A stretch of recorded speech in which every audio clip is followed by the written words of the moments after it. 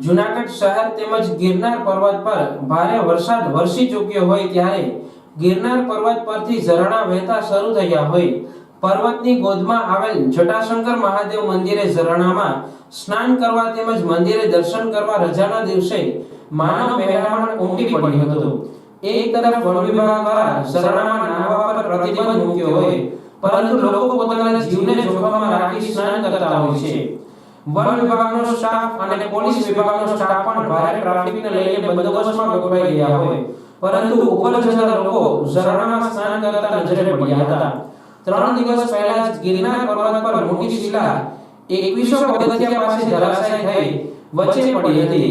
હાલ ઝરણામાં ઉપરથી શિલા તેમજ પથ્થરો તણાઈને આવતા હોય અને કોઈની ઉપર પથ્થર અથવા શિલા પડે તો જાનહાનિ ન થાય, લોકોના જીવ ન જાય તેને લઈને ફોરેસ્ટ વિભાગ અને પોલીસ વિભાગ પણ સતર્ક બન્યું છે।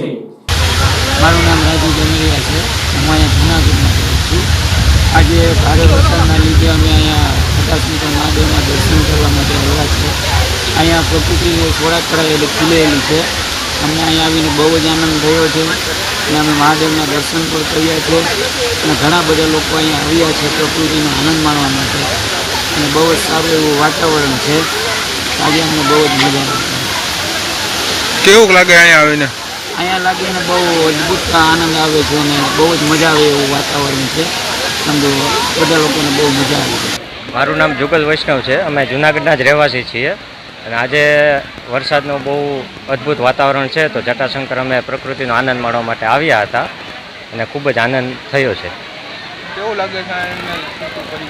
ખૂબ જ સરસ વાતાવરણ છે અને વરસાદ પછીનો તો ખૂબ જ અત્યંત અદ્ભુત આનંદ અહીંયા મળે છે અને પબ્લિકને આવે તો ખાસ વિનંતી છે કે પ્લાસ્ટિકનો ને કાંઈ ઉપયોગ ના કરે ને સાથે ના લઈ આવે, બાકી પ્રકૃતિને સારી રીતે માણી શકે છે। ને આપણે અહીંયા બધા પ્રવાસીઓ બહારથી આવતા હોય છે ફરવા માટે, એના માટે આપણે ગેટ પર પ્લાસ્ટિકનું સરકારે એક પ્રતિબંધનો બોર્ડ લગાડેલો છે અને એના માટે ચેકિંગ પણ છે। તો બધા પ્રવાસીઓને વિનંતી છે કે પ્લાસ્ટિક લઈ આવે પણ નહીં અને સરકાર તરફથી એક સારું પગલું પણ છે। બીજી તરફ ગિરનાર પર્વત પર વરસાદ પડતા જ પ્રકૃતિ સોળે કલાએ ખીલી ઉઠી હોય છે ત્યારે જૂનાગઢ જિલ્લા કોર્ટના કાનૂની સેવા સત્તામંડળના સેક્રેટરી H.A. પરમાર તેમજ ડિસ્ટ્રિક્ટ એડિશનલ જજ પણ પ્રકૃતિનો આનંદ માણવા જટાશંકર વિસ્તારમાં પહોંચ્યા હતા અને પ્રકૃતિનો આનંદ માણી ભાવ વિભોર બન્યા હતા।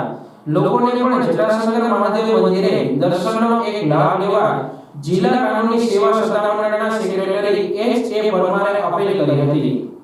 આજરોજ ફ્રેન્ડશિપ દિવસ છે અને ફ્રેન્ડશિપ દિવસના ગાળામાં અમે અમારા બીજા જ્યુડિશિયલ બ્રધર સાથે જટાશંકર મહાદેવના દર્શન કરવા માટે આવ્યા। અહીંયાની પ્રકૃતિ એકદમ અદ્ભુત છે। અહીંયાની જે ઝરણાને જોયા એકદમ અલૌકિક વાતાવરણ જોઈને મનને ખૂબ જ પ્રસન્નતા થઈ છે।